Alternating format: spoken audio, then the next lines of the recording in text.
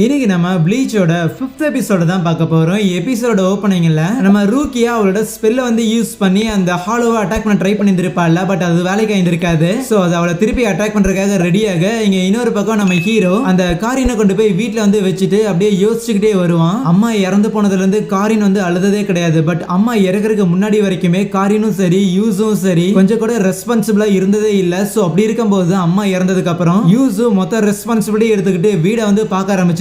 ஆனா காரின் வந்து எதுலயுமே பெட்டரான ஒரு பர்சன் இல்ல அப்படிங்கறங்காட்டி அழுதுகிட்டு புலம்பிக்கிட்டு எதுக்கு மத்தவங்களை கஷ்டப்படுத்திக்கிட்டுன்னு சொல்லி அவ வந்து அழுகிறதே நிறுத்திட்டா. பட் அப்படி இருக்கிற ஒரு பொண்ணு இன்னைக்கு அழுகிறா அப்படின்னா அவ சம்திங் ஏதோ ரொம்ப சோகமான ஒரு விஷயத்தை வந்து பார்த்துருக்கா. சோ அது என்னன்னு தெரியலன்னு சொல்லிட்டு வேகமா அங்க இருந்து வருவானா. அதுவே அந்த ஹாலோ ரூக்கியா வந்து அப்படியே செவரோட செவர அமுக்கிட்டு உண்மையாலுமே நீ என்ன சொல்றீப்பரா, ஆனா ஏன் இவ்வளவு வீக்கா இருக்கிற, கமான் உன்னோட ஹியூமன் ஃபார்ம்ல இருந்து வெளியே வந்து என் கூட சண்டை போடு அப்படின்னு சொல்லி வம்பிழுத்துக்கிட்டு இருக்கும்போது அதோட மூஞ்சிலே ஒரு பஞ்சை வந்து விடுறான் நம்ம சாடு. சோ அந்த இடத்துல சாடு கலக்க வா சமாடி அப்படின்னு அந்த சாடுக்கே யோசிக்க தோணுதா.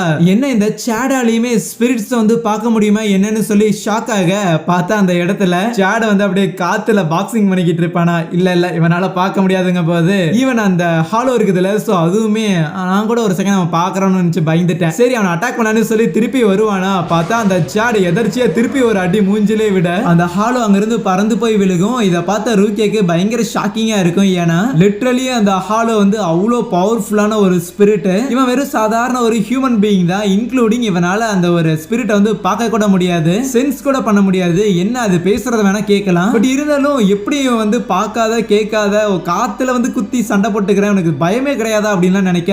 அதுவே அந்த ஹாலோ கீழே இருந்தா தானடா அடிக்கிறான், மேல இருந்து வந்து உனக்கு கொத்துறேன் அப்படின்னு சொல்லி அப்படியே பறந்துகிட்டு இருக்க. ரூக்கியாவுமே அவன் மேல இருக்கிறான் பாத்துக்கோ அப்படின்லாம் சொல்லிக்கிட்டு இருக்க.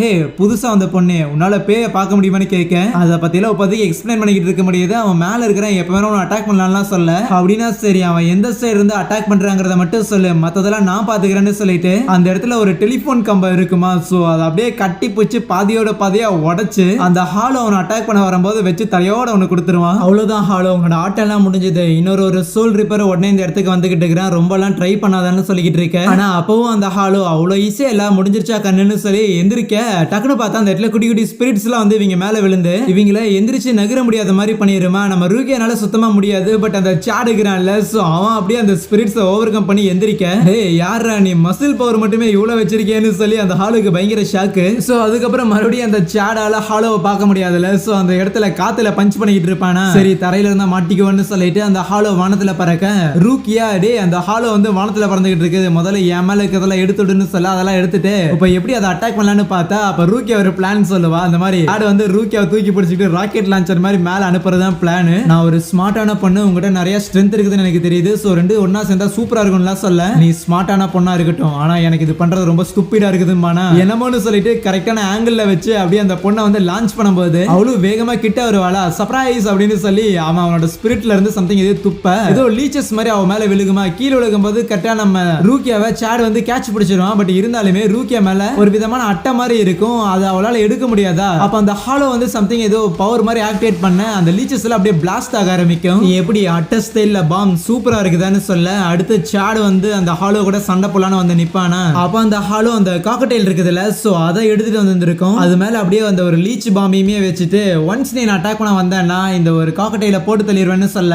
ரூக்கியாவுமே சாடு கிட்ட நான் வந்து பாத்துக்கிறேன்னு சொல்லுவாளா. ஓகேவா தான் இருப்பேன்னு கேட்கும்போது அதெல்லாம் நான் பாத்துக்கலாம், ஆல்ரெடி ஒருத்தன் வந்துகிட்டு இருக்கிறான்னு சொல்லிட்டு வேகமா அங்க இருந்து ஓடுவாளா. சாட்னால ஹெல்ப் பண்ண முடியாது. பட் இருந்தாலும் அந்த ஹாலோ அவன் வச்சிருந்திருக்க அந்த ஒரு குட்டி குட்டி ஸ்பிரிட்ஸ் இருக்குதுல, சோ அதுக்குள்ள இருந்து அந்த லீச்சஸ் எல்லாம் வருமா. அதையெல்லாம் வந்து ஓடிக்கிட்டு இருக்கிற நம்ம ரூக்கியா மேல பட வச்சு அப்படியே பிளாஸ்ட் பண்ணின்னு சொல்லி அந்த இடத்துல வேட்டையாடிக்கிட்டு இருக்கேன். அதுக்கப்புறம் ஒரு பாயிண்ட்ல ரூக்கியா போய் அப்படியே நின்னுறாளா. என்ன பாப்பா கிவ் அப் பண்ணிட்டியா, ஓடுனா தான் உன்னை சேஸ் பண்ணி போட்டு தள்ளுறதுக்கு சூப்பரா இருக்கும்லாம் சொல்லிட்டு இருக்கேன். அதுக்கான நேரம் முடிஞ்சிருச்சு கண்ணுங்க போது அந்த ஹாலோவோட தலையிலேயே வந்து நம்ம ஹீரோ முதிக்கிறான். அந்த ஹாலோவும் நம்ம ஹீரோ வந்து தள்ளி விட்டதுக்கு அப்புறம் என்ன எனக்காக ரொம்ப நேரம் வெயிட் பண்ணியான்னு சொல்ல. அதுக்கப்புறம் அந்த ஹாலோ அதோட லீச்சஸ் பாம்ஸ் எல்லாத்தையும் நம்ம ஹீரோ மேல தூக்கி வீசுமா. கரெக்டா நம்ம ஹீரோவோட சோல பாடியில இருந்து வெளியே எடுத்ததுக்கு அப்புறம் நம்ம ஹீரோ ஜான் பாக்டர் எடுத்துக்கிட்டு அந்த ஹாலோ கூட சண்டை போடுறதுக்காக ரெடியாக அந்த சாடப் அந்த இடத்துக்கு வருவானா. வந்துட்டு இச்சிகோவோட பாடி தரையில இருக்கிறத பார்த்துட்டு இன்னாச்சி உனக்குன்னு கேட்கும்போது அதெல்லாம் ஒன்றும் கவலை இல்ல, இச்சிகோ வந்து நம்மளை ப்ரொடெக்ட் பண்ணிக்கிட்டு இருக்கிறான் அப்படிங்கிற மாதிரி அவ வந்து சொல்லுவா. அதே நேரத்துல நம்ம இச்சிகோ அந்த இடத்துல அந்த ஹாலோ இருக்குதுல அது கூட டஃப் கொடுத்து சண்டை போட்டுக்கிட்டு இருக்கும் போது அப்ப அந்த ஹாலோமே நிறைய அந்த லீச்சஸோட பாம்ஸ் எல்லாத்தையும் வந்து பயன்படுத்துமா. அது எல்லாத்தையும் வெடிக்க வச்சு அங்க இருக்கிற ரோட வந்து பயங்கரமா டேமேஜ் பண்ணிட்டு இருந்தாலுமே அந்த புழுதிக்குள்ள உள்ள போந்து நம்ம ஹீரோ வந்து அந்த ஹாலோ கூட சண்டை போட்டுக்கிட்டு இருப்பான். அதுவே அந்த சாடு கிட்ட தானே அந்த காக்கடைல் வந்து இருக்கும். ஸோ அந்த காக்கடைல் வந்து அதோட பேக் ஸ்டோரி வந்து சொல்ல ஆரம்பிக்கும். என்ன மேட்டர்னு பார்த்தா அந்த காக்கடைலோட பாடிக்குள்ள இருக்கிறது வந்து ஒரு சின்ன பையன் தான். அந்த சின்ன பையன் அவங்க அம்மா இறந்து போனதை வந்து தன்னோட கண்ணால வந்து பார்த்துருப்பானா.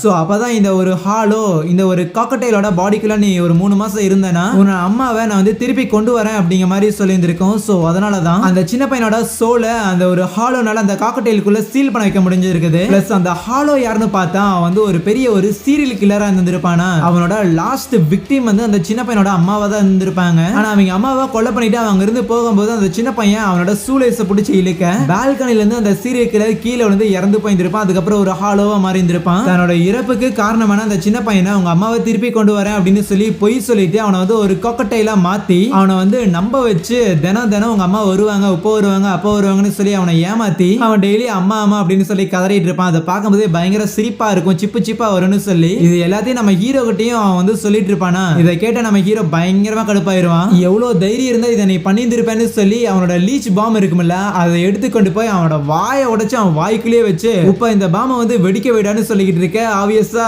அந்த ஹாலோ அதை பண்ணாது. அதுவே உள்ள இருக்கிற அவனோட நாக்கு இருக்குதுல்ல, சோ அதை வந்து நீ வாயாட பேசுறேன்னு சொல்லி பிச்சு போட்டுட்டு அதுக்கப்புறம் நம்ம ஹீரோ அவனோட ஜான் பாக்டோ வச்சு அப்படியே அந்த ஹாலோ ஒரே ஸ்லாஷ் தான். அதே இடத்துல அந்த ஹாலோ வந்து கம்ப்ளீட்டா அழிஞ்சு போயிருதா. பிளஸ் அந்த இடத்துல சடனா ஒரு பெரிய கேட் வந்து ஓபன் ஆகுதா. கரெக்டா நம்ம ரூக்கியாம அங்க வர ஆமா இது என்னதுன்னு கேட்கும்போது வாழும்போது யார் எவ்வளவு பாவம் வந்து பண்ணிருக்காங்களோ அதோட கணக்குப்படி இந்த ஒரு இடத்துக்கு போய் அவங்க பண்ணதுக்காக அனுபவிப்பாங்க அப்படின்னு சொல்ல டக்குன்னு அந்த ஒரு டோர் பின்னாடி இருந்து ஒரு ஸ்வாட் வந்து அந்த ஹாலோவை குத்தி உள்ள இழுத்துட்டு போயிருமா. அப்படின்னா என்ன இதுதான் நரகன்னு சொல்லுவீங்களா அப்படின்னு நம்ம ஹீரோ வந்து பார்ப்பான். அதுக்கப்புறம் அந்த கேட்டும் அங்க இருந்து போக அண்ட் சாடு அந்த குட்டி பையன் அந்த காக்கடைல் இருக்குதுல்ல, சோ அதெல்லாம் மீட் பண்ணி அப்படியே பேசும்போது தான் அந்த குட்டி பையன் வந்து எக்ஸ்பிளைன் பண்ணுவாங்க உங்க அம்மாவெல்லாம் திருப்பி கொண்டு வர வைக்க முடியாது. பட் அதே நேரத்துல நம்ம ரூக்கியாவுமே செக் பண்ணி பார்த்துட்டு இல்ல இந்த சின்ன பையனை வந்து திருப்பி நம்மளால அவனோட பாடிக்குள்ள எல்லாம் வந்து செலுத்த முடியாது. சோ அதனால வேற வழி இல்ல குட்டி பையா இந்த மாதிரி சோல் சொசைட்டின்னு சொல்லி ஒரு இடம் இருக்குது, அங்க போனேன்னா உனக்கு பசிக்காது, உனக்கு வயசாகாது, உனக்கு எதுவுமே ஆகாது, அந்த ஒரு இடத்துக்கு வரையா அப்படின்லாம் கேட்க அந்த குட்டி பையன் அப்படியே ஒரு செகண்ட் யோசிப்பான். அது என்னதான் ஒரு நல்ல ஒரு இடமா இருந்தாலுமே அங்க போகணுமா என்ன அப்படின்னு சொல்லி ஒரு டபுள் மைண்ட் அவனுக்கு இருக்குமா. இதை கவனிச்ச நம்ம ஹீரோ அந்த குட்டி பையன்ட்ட போயிட்டு அந்த காரின் வந்து சொல்லியிருப்பாள்ல அந்த ஒரு பையன்ட்ட போயிட்டு அந்த குட்டி பையனோட அம்மாவை வந்து அவன் மீட் பண்ணணும் அப்படின்னா அவனோட ஆத்மா வந்து சாந்தி அடைஞ்சா தான் முடியும்னு சொல்லுங்கன்னு. சோ அதே ஒரு விஷயத்தை தான் சொல்லுவான். உங்க அம்மா அந்த இடத்துல சோல் சொசைட்டில வந்து உனக்காக காத்திருப்பாங்க, அங்க வேணா போய் அவங்கள மீட் பண்ணுன்னு. இதை கேட்டோடனே அந்த பையனுக்கு வந்து குதூகலமாயிரும். அதுக்கப்புறம் அந்த குட்டி பையன் நம்ம சாடுக்கிறான்ல, சோ அவனுக்குமே தேங்க்லாம் பண்ணிட்டு இருப்பான். சோ எனக்கு சப்போர்ட் பண்ணி இவ்வளவு நேரம் நீங்க வந்து என் கூட இருந்ததுக்கு ரொம்ப நன்றிலாம் சொல்லிட்டு இருக்கும்போது சாடுமே கண்டிப்பா ஒரு நாள் நானும் இறந்து போனேன் அப்படின்னா சோல் சொசைட்டிக்கு வரக்கு எனக்கு ஒரு வாய்ப்பு இருக்கும். சோ அப்போ உன்னை வந்து நான் மீட் பண்றேன், நம்ம 2 பேரும் ஒரு வாக்லாம் போலாம்லாம் சொல்லிட்டு இருப்பான். அதுக்கப்புறம் நம்ம ஹீரோ அவனோட ஜான் பாக்டோ வச்சுட்டு அந்த சின்ன பையனோட தலையில முத்திர குத்த அந்த பையனோட சோலும் அந்த சோல் சொசைட்டிக்கு போகும்போது அங்கே இந்த ஒரு எபிசோடே முடிக்கிறாங்க. So yeah thank you.